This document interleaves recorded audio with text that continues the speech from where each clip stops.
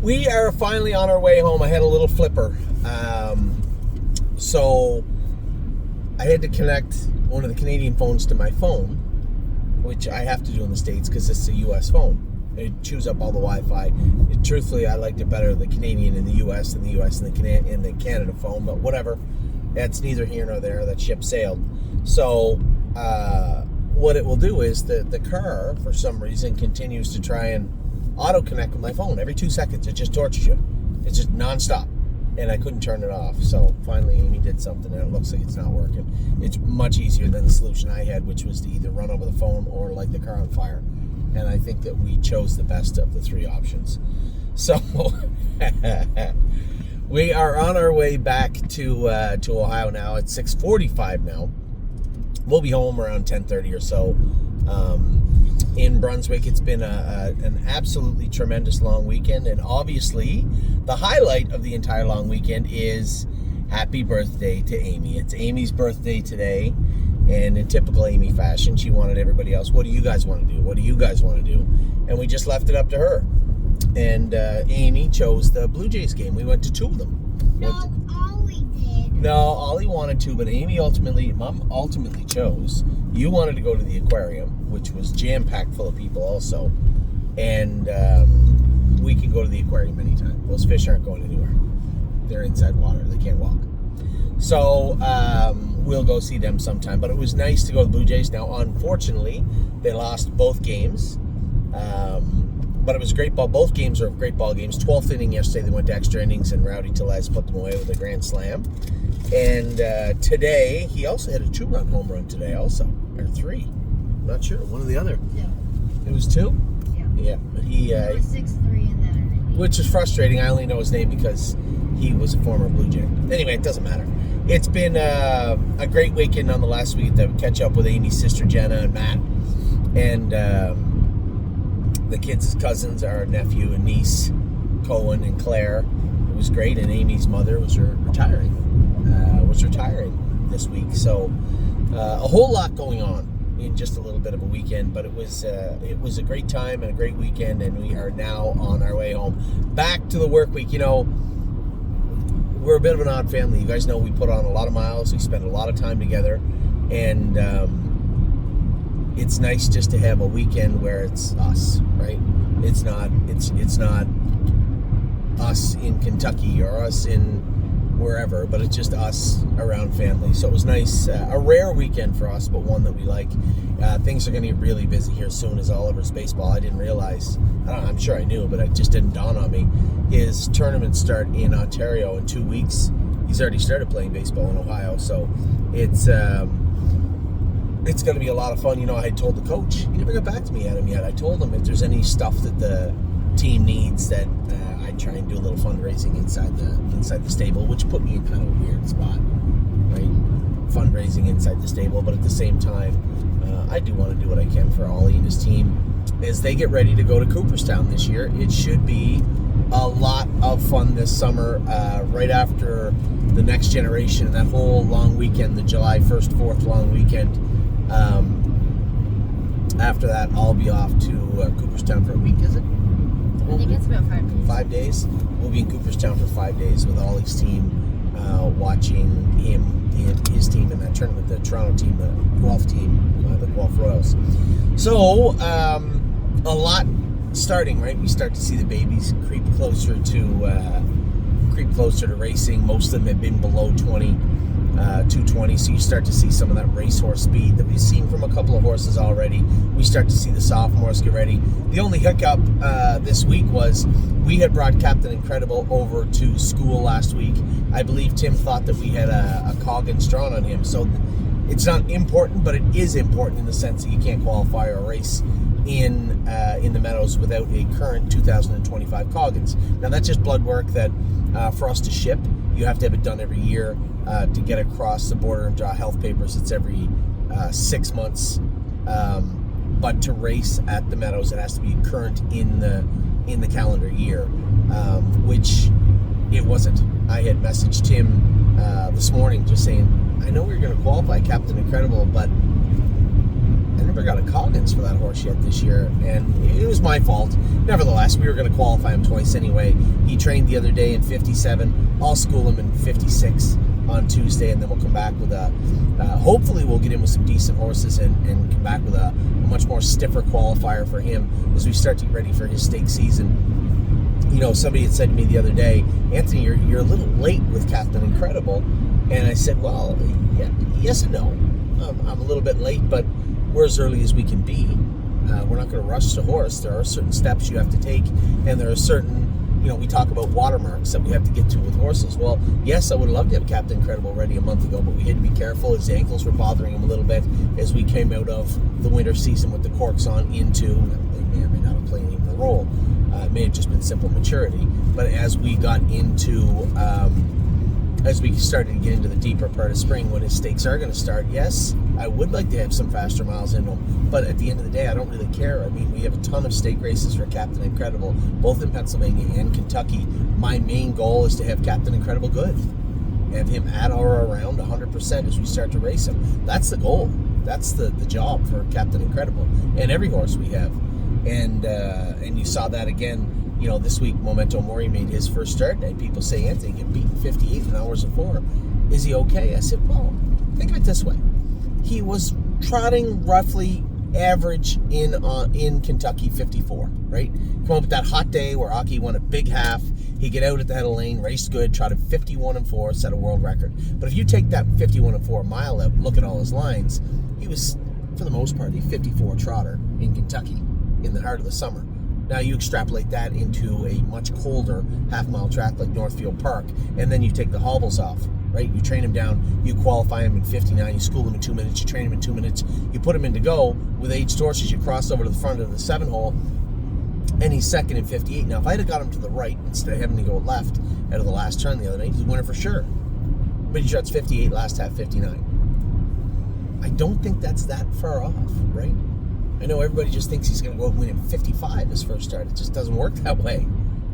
You have to get them up to that speed, and then it's baby steps after that to where they really, truly need to go. And I think we're right on track with Memento Mori, because he races on May the 9th, I believe, is the Bunker Hill, right? So we have 3 weeks. It's right on time. Well, I guess that would be his third week. Same for Arrowhead Hanover. He might have been a week or two ahead of Memento Mori, but he's there now. He's got the rail this week and raced tremendous in his last start. He's a month ahead. Yeah. Of training. He had a couple. He was in the bike before. Yeah, he was. He was in the bike before Mori was in the bike, I guess. But I wanted to make sure we had lots of miles into Mori, because Mori was in the field a little bit longer than Arrowhead Hanover also. And then you see Aunt Sarah coming back. I would like to see her a little stronger. Aunt Lily come back, sorry. I would like to see her a little stronger in her last victory. But, you know, again, they all start that sophomore season differently. And I don't know what Aunt Lily's going to do or what she's not going to do, but we'll all find out together. She's going to hack it this week. I guess the only conversation left to have between now and tomorrow morning, tomorrow at 2 o'clock in the afternoon, is Jason and I talking about Freedom Hill.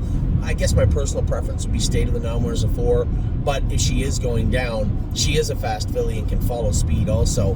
Would it help to maybe stretch her out a little bit also? And same with Gorgeous Package. You know, she has to race against those age fillies. You're like, well, you know, she can't pace 53 right now. She might be able to pace 53 right now at Miami Valley, him of their own kind. So, you know, you're heading down there with 3 question marks, I suppose, but at the same time, this is stake racing. It isn't overnight racing where we have the utmost control and who we race against and, you know, where we're racing. We have to kind of take what we're given when it comes to the Hackett. I have no idea who's going to be entered. I have no idea, you know, how tough the divisions are going to be, what they're going to draw. I don't know any of that.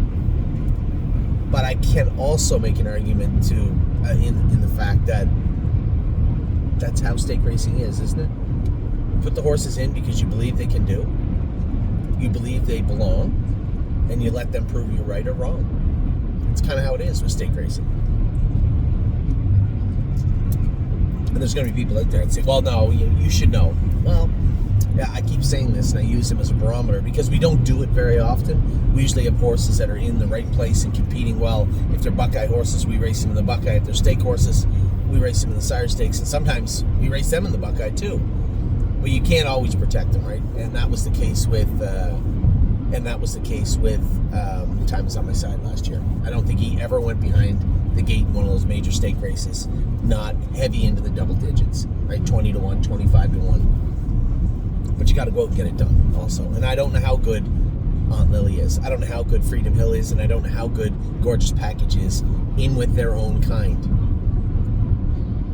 And there's only one way to find out. So I guess I would definitely say Aunt Lily and Gorgeous Package for sure should go to the Hackett. I'm a little torn on Freedom Hill, but I guess there's also that frame of mind where, it wouldn't hurt to stretch her a little bit. You drop in the 4-hole, they go in 54, she trots 55. That's a good mile for her. Then when you do go back to that non-winners of 4 condition race, eventually she might find it a little bit easier. There's a good argument for that also. So we'll see how that conversation between Jason and I fleshes out over the next not quite 24 hours, I guess 15 hours. But it's not as cut and dry as just yes or no. I think there's a lot to be discussed. So, how was your birthday? Good, yeah? You had a better birthday Sunday than the Jays did Easter Sunday, I can tell you that. Yeah. They didn't have a good Saturday or Sunday. They played pretty good both days, but got shelled. The young kid got shelled. Easton Lucas. I like that kid too. But it's funny. A lot of those younger pitchers, they hit the ground running and they make a splash when they first get in the MLB, and then after 3 or 4 games, that's when you start to really have a scouting report, I think, on them. And the last 2 games he played, he got beat up pretty good. So I think he's going to have to pivot. Work to that other guy's benefit. I got to come in. Oh, geez, did that kid ever look good? Yeah. Paxton Schultz? Yeah. Is that his name? He was awesome. I never heard of that kid in my life. He come from nowhere. So I guess for many of you that don't enjoy baseball, not really happy with the first 11 minutes of this video or so, but I do like baseball. I know the NHL playoffs start tonight, so for all the people out there, go Leafs, go. Good luck to the Toronto Maple Leafs. They're due. It's only been 380 years since they won the Stanley Cup. 1967, I believe, is when they won it last. So good luck to all the Leaf fans. I myself am a Bruin fan, and won't have to worry about cheering for them this year. They didn't make the playoffs. Well, that's the way it is, Ollie. You got to rebuild sometimes. You lose some of your best players to age and trade, and all of a sudden you're in a rebuild mode. We've been there too with the stable. Right? It's much like horse racing in that regard. You have to rebuild sometimes. So we are heading into the summer, certainly not in a rebuild. I would like to fill some top positions, so to speak. I would like to get a couple of decent horses in there. I thought about scooping 1 or 2 up this week, and one went for a little more, and the other one was just in a bad spot where if he couldn't do where we needed him to, geez, there wasn't a lot of exit plans left. And you guys know, anytime we buy a horse, you have to look at what's best case scenario, but maybe plan for worst case scenario. What happens if this horse isn't as good as you want it to be? We tried that with Save America and with Rock Shining Star. We were very lucky with them. Patrick DePron, although he's an older horse now and maybe not as effective as he once was, he's been super effective for the stable and been a good horse for us. And wouldn't mind buying a couple more horses like that, but they got to be the right ones, right? The right ones. So that's on tap this year also. We have our 2-year-olds, our 3-year-olds. We're getting them ready. We're trying to build calendars for them, but just off to the side, out of our periphery, we're always keeping an eye on the open market, so to speak, looking for a horse or 2 to scoop up also, and that is what we are doing right now. So let's get right to it. I did want to talk about, obviously, your birthday, right? It's your birthday still, right? Yes. For another 5 I'm hours. not 5. Okay. Amy's very shy. She would appreciate it if everybody just forgot she had a birthday. That's the type, you guys all know somebody like that. You look on Facebook and it was their birthday yesterday and they didn't tell anybody. That would be Amy. She wants no one to know. So happy birthday again to you. Right? Very pleased with the babies this week. I got Addie. First off, your sneaker's right in my ear. I don't think that's properly how you sit in the car. Secondly, I'm going to need less volume out of your iPad, their partner. I was very pleased with the way things went this week. What made me the most happy is, I guess the horse in Ontario were a little flat, but after looking at the way everybody trained, I think it was just that we stretched them a little thin last week and then came back and looked for even a little bit more this week. And it was them telling us, hey, ooh, just pump the brakes a little bit. It wasn't that they were bad, or I know Solidarity jumped over something or did something the first turn. It was fine afterwards. But even Sterling Hanover, I think he had stretched out with the 2 trips in him last week. And I tried to square him away Friday, and I thought he was perfect. But then when we went to go Saturday with him, he couldn't really function. So there's a number of reasons that could be. I had talked to Dominic about putting him back on his EPM meds that we had him on. That's first off. Secondly, did he tie up a little bit? I'm not going to draw blood and find out if he did. We're going to back off a little bit with him. We'll talk about some of the horses that are moving around this week, but Steady Volo will be coming to Ontario to join Harry Polton's barn for a number of reasons. One, I want a bigger track. Two, it gives us a week off in that transitional phase where we've done his knees and we want to just give him a week of jogging, then start back next Saturday with him. But Bianco Spiaggio and Sterling Hanover and Steady Volo can all start back at that 230 speed, right? The Bianco horse was there. I was surprised. Of all the horses, he was the strongest the other day. I felt anyway. He felt very, very strong, but it wouldn't hurt for him to have a fresh start at 230. He's got a curb too that needs cryo. Steady Volo and Sterling Hanover can back up a little bit. He's already been in 220 or 221. We can back him back to 30 and then progress forward from there. So that was one reason I wanted to do it. The other reason was we had 2 horses leaving Harry's, and I looked across the board and just said, does it make sense for anybody to move to Ontario? And obviously Steady Volo jumped off the page of me. We have Manhattan Money and Grand Slam Deal leaving. I was wrong. You know, we talk about all these great moves we make, and I'm happy when things work out. Moving horses around like Spitfire the other day, and we've done that a number of times with horses. Sometimes it doesn't work out. Grand Slam Deal was one of those times where I just got to look at myself and say, I believe I tried to make the right move. It seemed like the right move on paper, but it just did not work out for us. And I know that Harry said, she was on the left line and she was getting better. And I agree. Her liver count was coming down and she was getting better, but she simply just ran out of time. There was no need to keep her. In Ontario. She could do better work in other places. So we put her in to go at the Meadows, which we had an opportunity to get her in right away. That precipitated the entire talk of moves. And then she draws the 8-hole. So not that cool, but what are you going to do? It just is what it is. We'll continue on racing Grand Slam Deal until we get her into a position where I believe she should have been to begin with, and I hope we can get there with her. And then Manhattan Money also, he'll start racing. He's got his stakes coming up. I hope that him and a number of other horses can fit that Stallion Series role. It is a jump for Manhattan Money and Never Lose Felix and those horses. It is a jump from what they are, what they're able to do, and what we need them to do to race in the Stallion Series. Well, absolutely, it's a jump. But until we can definitively say they don't belong, then racing them at the Meadows when that Stallion Series comes to the Meadows really isn't the end of the world. So that's the likely plan with them moving forward. Now, in regards to the babies, I was trying to think of the 3-year-olds. Oh, we had Maury race this week, and then Alessandra both finished second and raced very, very good. What's that? Jimboree raced great, second in 57-4. Now, it was chilly that night all night. She raced at 11:50 at night, whacked out the mile, and got picked off in 57-4. That was a heck of a mile for her the other night, so I expect her to continue to do good things for us. Low stress. She doesn't really have stakes until Oak Grove. We're going to race her right in those numbers, 2 up to 4 up to 7, straight through till June when her stakes are about to start, and I think that will serve us and her very, very well. So we had a great Tuesday, Wednesday in that regard. Emerald Deal, Vehement, we're also second that night. I think we had 8 seconds last week. Yeah, no, Emerald Deal was third, wasn't he? Was he second? No, I didn't include him. I'm just saying. I'm not sure if from the whole week, I think we had like 7 or 8 seconds. And of course, we want to win races, but if we can't win them, second's pretty good. So a decent week in that regard. But when we look at the entire week, we didn't get to talk much in the other videos because we finished them first. But Save America, finishes a good third, and if he gets through cleanly, he's a winner. If he doesn't get stogged in behind Brett, he's a winner. But finished great, finishing third in 49-4, I think. Rock Shining Star was a real good second, and a horse that was 7 seconds slower than them. Well, than Save America, and 5 seconds slower than the other colt. Was one of the ones that I was the most happy with. And that was Rose Run Alexandra. She's never done her best work on the front end. Chris Lem's put her right at the front. I'm like, chewing my fingers, biting my lip as we're going through the mile, because I'm like, oh, please don't walk.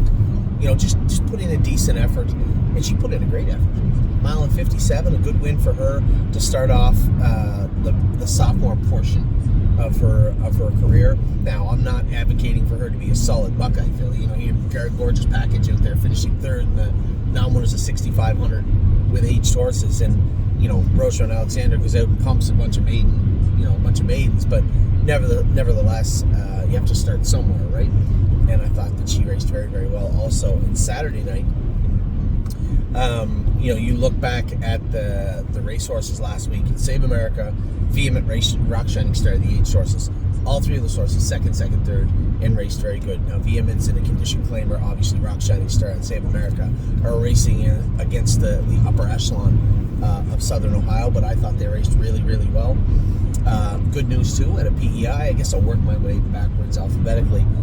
Woodmere Betcha trained in 2-1. I suspect Smitty will be looking to qualify her soon. He said she was very good. Speed of Sound, I didn't realize, kind of caught me off guard. Dominic said they've been in 2-4. She's going to start schooling this week, and with no hobbles on. So that's very, very good. So I can't wait to see Speed of Sound back at it. And again, if she leaves the hobbles off straight through, great. If they have to put them back on, I don't think it's the end of the world. But the fact that she looks good, I saw her in her stall. She looks in great shape, and she is in racing shape, and she is ready to go, is very good news. Music to my ears, as they say. Rose Run Alexandra was great on Saturday. Rose Run AJ, we talked about Blue Ventura, how you can't rough him up at the start because he gets exposed and they don't race as good. AJ seems like a similar type of horse, but a little bit faster. He win in 56, or win in 53, come 26, win in 53 and 2, come 27, whatever. But last night, he left with him, got in 5th, got shuffled back, and he did not have that pop at the end of it. Obviously, he used it at the start and kind of was mired. It didn't race as well. But I think it's just one of those things where the harder you use them at the start, obviously the less you have in the tank. It sounds obvious when you say it, but you'd think if you snapped AJ over the front, got away in the 2-hole, he'd race better, but I don't think he would. I think he's a type of horse where if you kind of get him away in mid-pack and follow cover with him, much like I've tried to do with Blue Ventura on a more watered-down basis at Northfield Park, or sprint, in Blue Ventura's case, he came first over into a exposed, let's say, vulnerable leader.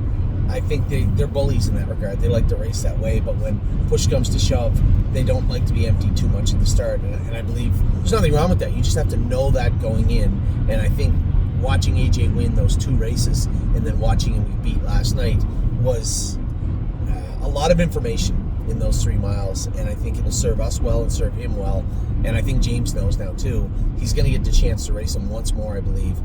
I wouldn't leave very hard with AJ if I were you, unless you're in softer company than he's been facing. Resolve Indeed, much the same, in a little bit different situation. James got away 5th. He was attacking a horse that was not vulnerable on the front and put up a bit of a tussle, and it looked like she just kind of dropped it neutral 100 yards to the wire and got picked off for second. I'd love to see her charging through the wire. She's just, as Amy pointed out the other day, she was a very inexpensive yearling that turned out to be probably a little bit better than her pedigree and her stature would make you believe she is. She's not a big filly, very small filly, kind of petite, dainty, and for her to go out and do with the work that she's been doing. But she's still not a big filly. She's a medium-sized filly, right? For her to go out and do that kind of work, though, is okay. Not the end of the world. You just, again, have to know what you're dealing with. And that's really the key to your sophomore season. You're going to see them get better and you're going to see them get stronger. But finding out at an early stage what they are and they aren't isn't the end of the world. It's actually quite helpful in some regard. And I think James will keep that also in the back of his mind as he races her this year. Never Lose Felix, I'd all but given up on him. I was very disappointed in his recent outings heading into last week and was put in a position where it wasn't a tough field, but he has been a tough horse. And I just thought that coming first over was maybe not going to work out that well for him. But I was forced in a situation where I had to. The horse in the 2-hole just wasn't that good. You have to go. And he actually raced very good. You know, sure, he didn't show the grit and the determination of a seasoned, aged veteran would that you would think that you would hold in high regard. But he didn't race bad. Second in 2 minutes, a decent mile for him, and did hold on for second. He could have been a poor third. He was a decent second. I thought he raced much better than he'd been racing previously. Melisandre, as I said, I was very pleased with her, and you have to understand why. It wasn't the fact that she trotted 59. It was the fact of how she post-paraded. She felt terrible in the post-parade. She wasn't lame, just clappy and out of gear, and just did not feel comfortable on the track. We found out later why her feet were, in fact, a little bit sore, but her back was like cement. And that's what happens. We talk about loading weight. You know, her feet are probably bothering her for a couple of weeks. I don't want to put the flip-flops back on her because she kind of chews at herself behind. Are we keeping you for something?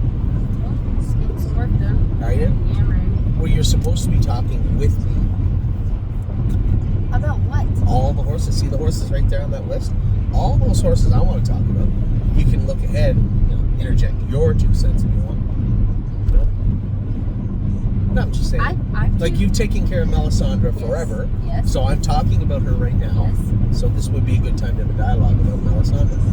Yes, but I don't want it to be like I'm taking care of her. Addie, Ollie, Ava, turn that stuff down, or there's going to be a lot of electronics near the front of the car. Okay, Addie, turn it down, please. Thank you. What were you saying then? No, I just sometimes I don't think you want to hear my comments. Absolutely, I always want to hear your comments. So do they. Sometimes it leads to a great dialogue because a lot of the times what you're thinking is the same thing that they're thinking. They just don't want me to explain how much I liked Melisandre and why I liked her and what was going on. No, I think that sometimes because you're busy managing all of the horses, and I know a little bit more stuff about certain horses. Like when you told me that she wasn't very comfortable on the track, I knew immediately why. What? Well, for one, her hind ankles. They weren't bothering her. Mike looked at them. But you said she was loading weight. Why do you think her back ankles were bad to Before? begin with? Yeah, they were bad before to begin with, but she's been pretty good on her front end. When's the last time we wore flip-flops on her, though? When she first came in, or did we even have them on her when she came back? She only had them on the jaw. Yeah. So, but that doesn't necessarily mean that putting the flip-flops on her, because here's the thing. You can load a little bit of weight and get sore behind, then you have to load that weight somewhere, and it's this constant seesaw. And what happens is, in that transition, in that process, their front end can get sore too. And once their feet start to get sore, it's very hard to fix that. You know, sure, you can change your shoeing, but you have to treat the symptoms. I think right now her biggest systematic problem, her biggest mechanical issue is her back was sore. Right, her back was killing her. And I told them that in the paddock. I looked, geez, she looks sore over her back. Usually you can see the horses move, you know, they seem comfortable. Their body seems very fluid. She seemed very tight over her back end. And after the race, it was the first thing I did. I grabbed a hold of it, pushed over her back, and said, man, this filly is really tight over her back end. And Mike looked at it and said, yes, feet, back, left knee. Left knee, I think, is more of a managerial thing. It's not really a big deal. It bothered her last year, but they filled in nice. For those of you out there that may have chimpanzees, and I talked to James about this, all the ones we've had have been the same way. At 2, their knees bothered them a lot, and at 3, they filled in pretty good. And James has a chimpanzee filly over there who's acting the same way that Degas did, that Melisandre did when they were training down. Not exactly the same, but very, very similar. So, when it comes to Melisandre, I think treat the back, work on her feet. The knee will be fixed. It will need less management than you might think. Feet and back, and of course, in that process, her hocks, you have to stay on top of them, and of course, your back ankles that we know bother her also from time to time. But all of this has been diagnosed and treated. So what you should see, in theory, is a much more useful filly next week. Now, keep in mind, you and I both know her attitude has been skeptical, and her work ethic has been skeptical since day one. Not horrible, little cranky, little stubborn, and you would think, while all that was going on, she would just simply ring the bell and roll off, leaving the gate. especially in the first turn. I didn't really want to get behind Nick Clegg because I didn't know if his horse was good, and I certainly did not even think of wanting being first over with Melisandre. I wouldn't have moved her. So I said I would rather try to get in the 2-hole or push to the front and have Erin remove. She's never done that before. Raced her 2 times. Leave, drop to the rail, leave, drop to the rail, and finish up around horses. That's how she's wanted to race. But when you get in this type of field where the rail horse is 1 to 5, you have a bunch of horses you don't know, and I know that I like Melisandre, but I don't want to get trapped. I don't want to be in a bad spot with her.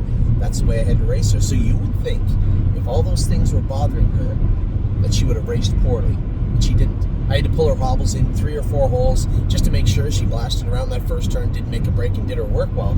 She still could have been a hog and been third, but instead she tried as hard as she could right to the wire and finished second. Put all of that together. You fix the mechanics, you fix the symptoms, you move her into next week. I think you're looking at a much better mile from that filly. The only tiny little problem is you can't put her on the front. You can't end up on the front with her. So I have to look at everybody else, try and figure out what everybody else is going to do, and then race her accordingly, because I know that I don't want to be left on the front with her. Maybe I don't want to be left in the 2-hole behind a horse that's going to stop. So if there's hot speed in there for horses that don't hold up, you may have to get away 5th and be 2nd over or 3rd over with her. Way more thinking than I want to do on the racetrack, I can tell you that right now. We spent a good deal of time talking about Melisandre, and again, you just tailed off. You didn't talk about it. Is there anything you'd like to add about Melisandre? We talk a lot about Melisandre because she's actually grown on me. Last year, I thought she was a 600-pound paperweight for the most points. She was not going to be an effective racehorse. I was concerned. We still have to do everything we can for her. Every little thing we can do. We qualified her. She was a little bit sick at the qualifier. It wasn't a great qualifier, and there was no reason to continue because there was nothing left for her unless she was going to be a 53, 54, 2-year-old. What is the track? Always thought the track at the Meadows was better than the track at Northfield. So why would she leave Northfield and then come back with all those problems from the Meadows? Well, because they may have started at Northfield when we trained her down. Then we qualified her, right? Maybe she tied up. Maybe she tied up a little bit. I shouldn't say there's no way to know. Of course there's a way to know. You just draw her blood. We treated her as for all of this stuff. All the stuff we know is bothering her, all the symptoms, and as I said, I think the flashpoint right now is turned into her back. It doesn't usually start there, but it can end there. So we're treating her back, treating her left knee, working on her feet, and I think what you're going to see is a much better mile from Melisandre this week. That's a long way of saying that. Now, Memento Mori, same type of thing. You know, I know, you know how I know? By the lack of dialogue. Not one person, for the most part, 1 or 2 people have said, you know what, Anthony, I don't mind with what's going on with Maury. I thought he raced good. Another person said, are you really sure that you weren't unhappy with his mile? And no one else said a word. So I would infer from that, which is not fair, but I will anyway, that people were disappointed with Memento Mori's mile the other day. I wasn't. I'm looking at a horse with a long stake season in front of him. I don't want him to go up at 55 as first. The horse is not a big strapping colt. This is a colt with a minimal amount of, muscle for his frame on a minimal amount of fat on him. It's going to be a chore to keep him healthy and strong all year long. Traveling all around New York, that's not going to be an easy thing to do. So I don't want him in 5th gear right now. I was very happy. You know what I saw? I saw a horse that was a little fractious last year. Scott was very careful with him, but he had the hobbles on. We had him screwed in tight and ready to go when he went to Oak Grove the first time. Now you fast forward to his 3-year-old season, we have the hobbles off him. He's a little calmer. But as I said to the judges who called the other night, I told them those boots are not ornaments. They're on there for a reason. He does interfere. He does hit himself. And my job, first and foremost, is to make sure he stays on gate. When I got him into the passing lane, I had a tough time getting him in there because he was chewing at himself. And I've been able to just float to the outside in the last turn. He wins from here to that white car out there. For sure. But there was no immediate rush. And there may be gamblers out there that say, well, that's not fair. Well, you should know, as a gambler, that when you have a 3-year-old starting his 3-year-old season, I'm not going to bury him his first time. I'm not going to, just roll him right down the road. It's a different situation if you have the 2-hole or the 3-hole. It's a different situation if he's a 4-year-old. No, but even, it's not that he wasn't capable of beating these horses. He just had Sure he was. I just wasn't going to leave him on the front or come first over with him. And I'm sorry, but I firmly believe, I understand that the gamblers want to see the horses race to their utmost ability every week. I get that. But I also, hold on. No, but if they gamble for a living, how do they not see? That's what I was getting at, is that if you are a professional gambler, you know there's a pretty good chance a 3-year-old starting out his sophomore season on a half-mile track, which he's never raced on before. You know all these things. I don't have to tell you that. I'm not going to expose him. I'm not going to put him in a place to make a break or have somebody drill him into the ground. It's just not going to happen. And I'm one of the more aggressive drivers. So, I mean, I understand that some people might say, well, you know, you should have moved him, get halfway down the backstretch and pulled the earplugs. Why would I do that? Sure, you have a responsibility to race your horse as hard as you can, but I also have a responsibility to the horse and our clients. And the one thing that he has that none of the other horses have in that field, because they're all aged horses, he has a stake season ahead of him. So for the novice gamblers that maybe didn't compute all that, I apologize, but had you watched our videos, you would have known that. And for the more professional gamblers out there, we don't need to go to the well going for 8,000. And that's the thing, and they know that, and they should know that. So I guess, and I'm unapologetic about that, because I think I drove the horse appropriately, and from the head of the lane to the wire, it wasn't that I wasn't trying to win. He still fit the class if he won anyway. I don't care. And it wasn't that I didn't care if I'd win. I would much rather go to the winner's circle. But at the end of the day, I want to make sure he stays on gate. I want to make sure that he has a good experience his first start as a sophomore, and I want to make sure that he races well. And I believe I did. So that was Memento Mori in a nutshell. You guys, for those of you out there that thought it was a ho-hum race and you weren't that impressed, that's fine. There's nothing wrong with that. I was happy with everything he did in the race, and I wasn't disappointed with what he didn't do in the race. Manhattan Money, Grand Slam deal. Those horses are coming over to Pennsylvania for obvious reasons. Grand Slam deal.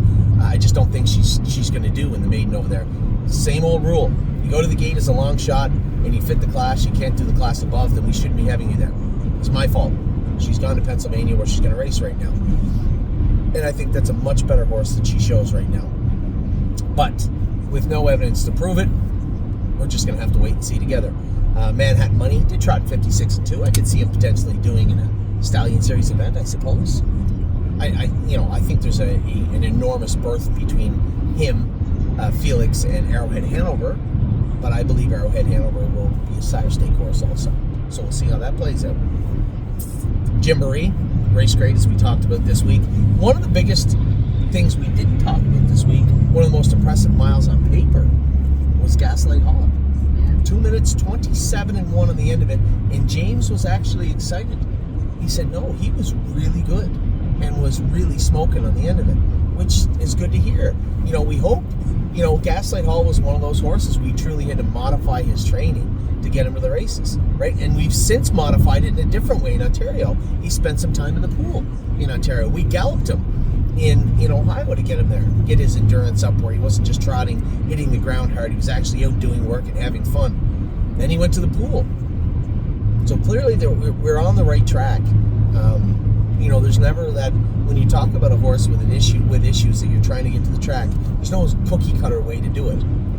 Maybe we could have galloped him and he would have been fine to get to the races. Maybe we could have swam him and he would have got to the races. Maybe we didn't even do any of it and he got to the races. But I'm happy with the modifications that we've made to his training and what they've done, because clearly, regardless if it's 2 minutes or not, it's not that easy to come 27 seconds on the end of it. It wasn't like there was a big tailwind. All those qualifiers looked okay, but I thought that, and we were in Ontario. There wasn't a big windy day. It wasn't a windy day on Friday. No, Saturday was. Saturday was, but Friday was not. So I was thoroughly happy with the way Gaslight was. Foxy Seaside is ready to go. We're going to race her next week, I believe. Chicago Hall continues to race. He trained great on Saturday. We saw the tail ending of his training mile in the jog cart on Saturday. The horse looked very, very strong. Oh, and Dominic did treat him. Yeah. I was happy he did. Johnny came off the track and he said, "Oh my God, this horse was good." And I said, "Really?" Because we just saw him pulling up. We couldn't tell the speed he was going. He'd already finished his mile, but he looked good. I said, "Really? He was good?" He goes, I think he said he went a mile 15 off a half, 12 or 13. Yeah, come half in 3. So. That is a hell of a last half at Stutzman's Training Center, I can tell you that. So, Chicago Hall continues to be ready to rock. The biggest news of the week is the mistake I made. My apologies with Captain Incredible. Didn't get the Coggins drawn in time. Tim thought that I had drawn them before he left Ohio, and he did not. Nevertheless, we were going to qualify him twice. We'll qualify him once now. I'll skip over to the Meadows and school him in 55 or 56 on Tuesday, and then we'll qualify him right back the same. He should be ready for a mile, I hope. I don't want to get too presumptuous, but how well he trained for me and how well Dave Benton said he trained last Tuesday, I suspect he'll be ready to start going faster miles very, very soon. So he won't qualify on Tuesday. He will school again on Tuesday, and he will qualify the next Tuesday for sure. One qualifier instead of two, but 2 fast miles. Well, 4 right in a row, nonetheless. Blue Ventura, Aunt Lily, we talked about them at the start. I was really, really happy with the way that they look. Now, 40 minutes might be a little long as an opening, but we haven't talked about any of the babies I wanted to talk about. Were there any that really caught your eye this week? A lot of underdogs caught my eye this week. Same as mine. That's why I did a video about it. Not underdogs, just ones that we don't know. Yes, horses that were in the middle of the pack that looked like they're starting to ascend that theoretical ladder in our barn. There's nothing wrong with that. In fact, that's what I love the most. I love that Perfect Thought has been, for the most part, the queen of the castle from day one. A couple of times where she was a little flat and other horses looked great and they jumped into her position, but she wasn't long regaining that, and I think she's regained it again and stays there yet again this week.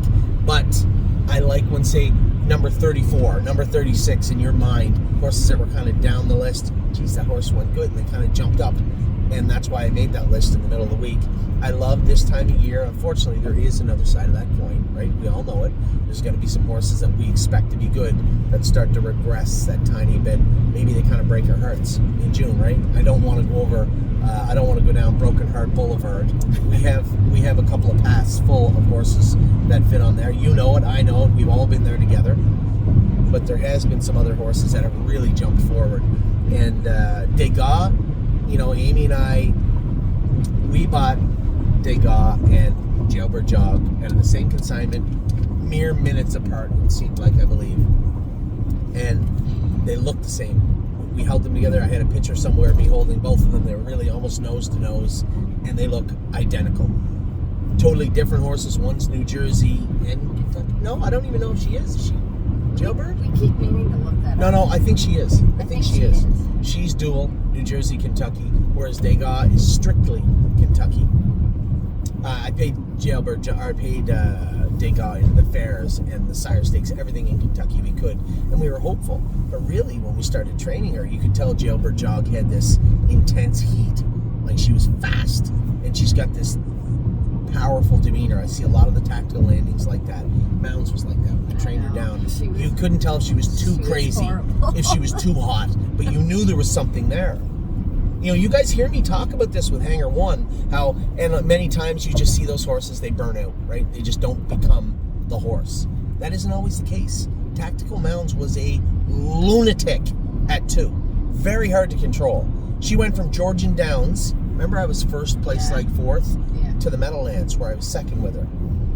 And then over her 2-year-old into her 3-year-old year, she became Tactical Mounds. Megan and Scott did a tremendous job with her.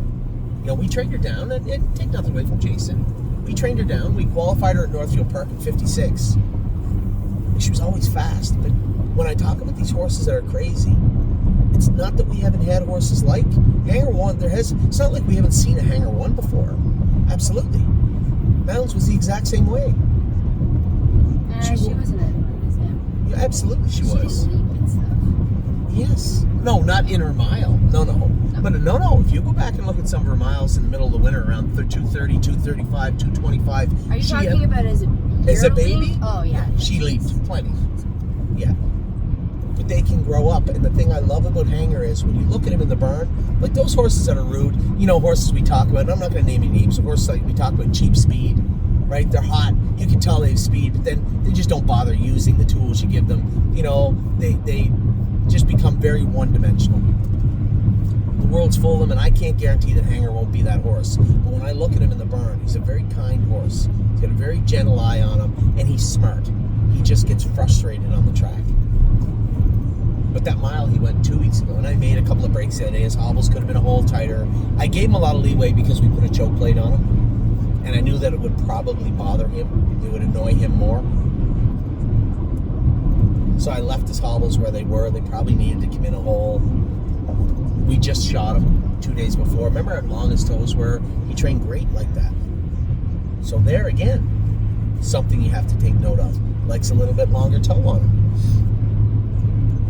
But we've seen horses like him that end up being nice horses. So it's not just pie in the sky. This I'm telling you, he'll be a good horse because, no, he could be a good horse because we've had horses like him before that have turned into good horses. White Tiger, we talk about him off and on. Complete and utter lunatic at 2.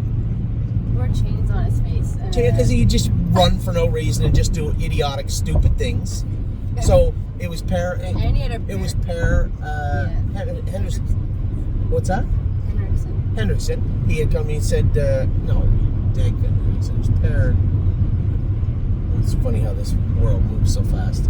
They have the same last name. I don't think so. Anyway, whatever. Bear came to me and said, I used to have a horse like that in New Jersey. He ended up being a fast horse, but he said, we used to have, you'll see the pacifiers, are these little leather things that kind of float on their nose and just keep their attention. He said, I just had chains on there. And he's like little, like chin chains that they put on the over checks. So I just got like 6 chin chains and I zip tied them to his head halter. I did, didn't I? Yeah. And he wore a brain cord. And he wore a brain cord, and they just went like this in his head. And he made breaks at 2, but when he set a world record at 2 is what he did. Raced in a lot of big races and took us a lot of places that he we only never been. run like that. Was it his first start? No, he's second start. He ran for no reason in the 4. Yes, he did. He made a break in a stake race later in the summer. He made 1 break, I think. Are you sure? No, I'm not sure. He did make the 1 break. So we have had horses that have been a little goofy, right? I remember I schooled White Tiger as a 2-year-old the first week of June, maybe the end of May. And he made a break going into the first turn, caught back trotting. And I think he went a mile in 2.5 and he come the last quarter in like 27 seconds. And I had trouble getting pulled up. That's how powerful he was. But we were on eggshells all year, but he ended up being a very, very good horse. He was just photoed out in the final in Pennsylvania and was a very good horse. So it's not just mounds for all. It's not just this horse or that horse. We've had pretty good horses, and we've had bad ones too. But when I see Hanger One, I see a lot of that, but the intelligence is there. You looked at White Tiger and you knew he was utterly crazy. Like when you saw him on the track, you say, yeah, he's a lunatic, that horse. But he got better, just at a repetition. Mounts for all was always smarter, just hyper. Hanger One's got that smart eye on him, and I hope that he uses his brains because he has a lot of talent. Well, you're right, it was his second start. I know it was his second start. He jogged his first start, and he made a break for absolutely no reason his second start. So we like to see those horses come forward, right? No, the next time you run was when you had to qualify 3 times because your arm was broken. Well, he didn't have to qualify because my arm was broken. My arm was broken, and he made a couple of breaks on James. Let's set the table. He didn't run because my arm was broken. Well, you weren't driving. Yeah, well. He didn't run again. No. I can tell you one thing. I was on eggshells all year driving him. The night he broke the world record, I was a length and a quarter off the gate. Dropped in behind Tim Tetrick, ended up second over and picked him off at the wire. But he was literally, I held my breath for 3/8 of a mile when I got him away from the gate. So for all my partners on Hanger One, there's hope for these horses. They're not always there. I can give you, for every White Tiger and every Mounts for All, I can give you 5 mounts, tactical mounts. For every one of those, I can give you 5 or 6 that turned out to be bad horses. So, but there is always hope, I guess is what I'm getting at. Now, the horses that remain good, Tomboy Strong, although she's always been good, showed everybody how good this week. I think she's always been kind of in the mix, right? You know, Aunt Sarah, her, Bobby, a couple other ones that showed a lot of talent, but she sat in the top spot this week. She made it to the top, and now they're looking up at her. She just does everything perfectly, and she does appear to be quite fast, and that is something we have been waiting to see. So I've been thoroughly happy with her. We talk about the protocols we've done. This is almost an hour video. We talk about the protocols. I was going to say, you really... Am I yammering? And you're repeating stuff you said already this week. Well, some people didn't have time to watch those other videos this week, though. You never know. It is worth repeating. Name one thing I said that it wasn't worth repeating. What? Don't play your mind games with me. What are you talking about? My mind games with you. Okay. Steph's Hope is I'm very proud of where she is right now because of the steps we took and how proactive we were to get her here in regards to her knees, working with her, what she was comfortable doing, working on those knees, and then for her to go out the track, look so sound, and do so well the other day. And then you look at another horse like Had to Know. We've had quite a few interruptions in his training schedule because of his feet. At the first offering, I just thought that he was like the other horses, the salt and the calcium that they put on the track. It dried his feet out and he got quarter cracks. But then everybody else stopped getting quarter cracks except for Had to Know. So he is prone to that. We're going to do our best to continue to manage that. But for him to go out and do his work the way he did the other day, first over, and win his training set was just amazing. My favorite horse of the whole week, Rose Run Bobby. I love Yep. I told you why. See, I'm going to repeat myself again. Because she had a little nap? Yes. The fact that she went out and worked herself right until she was tired says a lot about her work ethic. For her to go out and work as hard as she did, sure, I don't think she should have made a break because Jason interfered with her. I think she could have held her composure a little longer, but that will come with time. You also closed her back up. I know, and I know all that, but the fact that she went out and did her work so hard and so well that she went in and went to sleep, that says a lot about that horse. That says she is working to the utmost of her ability, and it just caught my eye that she did that. I walked by her stall and I was surprised. Here's a horse that just trained an hour and a half ago and is in her stall sleeping. And she wasn't laboring. She got up and ate all her lunch. She felt great all afternoon, but for the latter part of the morning she slept. And I remember walking by her stall 2 or 3 times and just saying, that could be a good horse. Her gait was perfect the other day.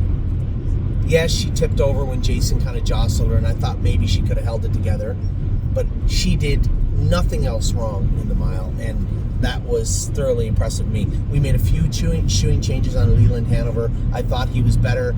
Nobody else sees what I've seen in that right front. I asked Eric, he said, no, I don't, he seems fine to me. A couple other people said he seems fine. I just thought that I saw something in that right front when he was training, and then we put those, I believe he has pin bars on right now.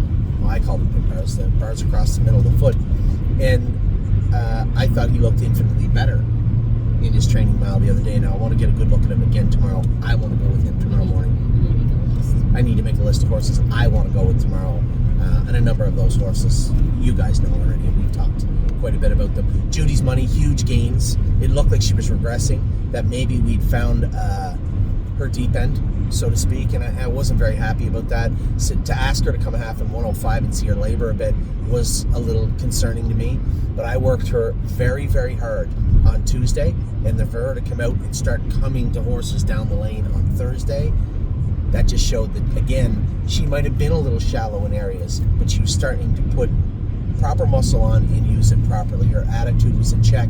She did her work well, and she used that training session on Tuesday to benefit her training session on Thursday, so to speak, which I love to see. June continues to train good. I don't think we talk enough about her. She's never trained bad. She is so flashy on the track. Doesn't wear a boot, doesn't wear a pole. She's a big girl. We're going to have a lot of fun with her this summer. Diosa Della Danza, again, just continues to come forward. I love to see the horses that were doing things wrong, and then every week you can see them doing less wrong. My assumption from that is by the time we get to the races, they will be doing everything right. And if that filly starts doing everything right, that's a scary kind of filly, because she is really, really fast. So that's a very long-winded video, but we had a long drive ahead of us. I had a lot on my chest I wanted to get off. I don't know if I said it or not, but happy birthday, Amy. It's been a great weekend. It was so nice just to get away with the family. Every year, the winter is so tense. You have the staking, you have the training, you have, worrying about the horses. Every year, I don't know if every trainer goes through this, but every year we're like, man, I think, is this a year our horses are just no good? Are they going to be good again this year? And there's no way to know, and it does weigh on me. I think it weighs on every trainer. I guess it should. I don't know if it does or not, but it does weigh on me. And when I look at some of the horses we have in our barn, I can't help but be pretty excited about what lies ahead for the summer. we say. I was gonna say, I think you don't understand when you do like train the babies, go to the meadows, race at Northfield. When you do that 3 days a week, I don't think you understand that you're not 20 anymore. Well, you're saying I I'm old. can tell you get very tired. Well, you're saying I'm old. So sometimes maybe that's why you like the weekend so much, because it didn't have to be at the meadows, it didn't have to be anywhere, No. and you could take like a. Well, first off, you called me old. I heard that loud and clear. But what's going on here? They got a ride program on Easter weekend getting on the highway. Where are we? We're in Niagara Falls. That makes sense. Yeah, we're close. We're not far. So let's get back to you calling me old. So you called me old, and you said that I liked the weekend. No, I've been looking this forward. weekend. I've been looking forward to this weekend for weeks, to come to the Blue Jays game, to hang out with your sister and her husband, to see the kids. Would have been nice. And just, yeah, it would have been nice if the Blue Jays won, but and even in their loss, 12 innings, they get beaten 12 innings the first game. And today, if the kid hadn't got shelled the first 2 innings, they probably win the game. They had 11 or 12 hits or 13 hits. They've had a great run. They just lost, and it gives me an opportunity to look at the barn from a different eyes. Like you said, when you get up, you go to the barn, then you go to the meadows, then you go to Northfield, rinse and repeat, go here, go there. Yes, a lot of stuff gets filed under not important, right? A lot of stuff gets missed, but there's very little that I don't see. And sometimes I file it under, hey, good job, to that particular horse here or there. But a weekend like this does give me an opportunity to take a step back and really file it in its proper place.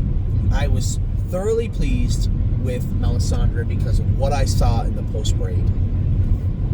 And I would have loved to be able to tell everybody she'll win in 55 soon and she'll be the filly we hoped she'd be. I have no idea. But that's another thing that's exciting to me, is that I can tell you what, we have not seen her ceiling, and I don't know where she ends. And I don't know where she starts. But I did not expect her to race the way she did after watching her post-braid the other night. She wasn't lame. She just did not feel comfortable.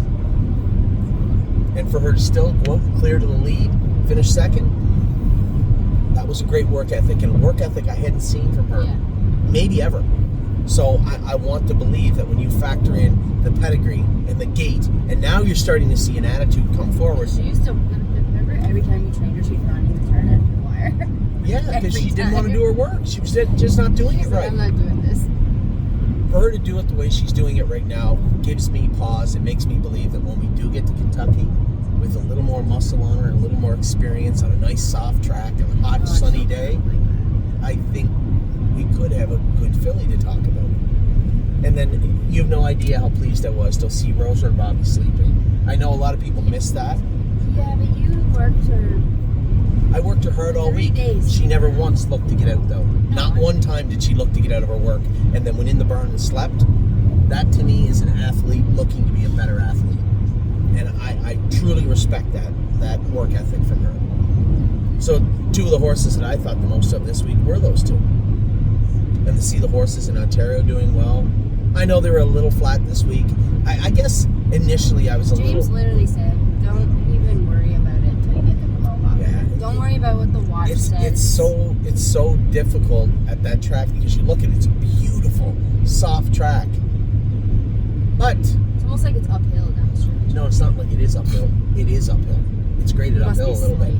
It is slight, but it is graded uphill, and it's very taxing on the horses. So James made the right point. He said, don't, and like you said, don't worry about that. When we get them to Mohawk in May, you're going to see what they can do. Now, there wasn't one horse lame, there wasn't one horse sore, and I wasn't disappointed in that regard with any of them. Simply chaotic. I think once we get him squared away properly, I think it's going to be a really, really nice colt.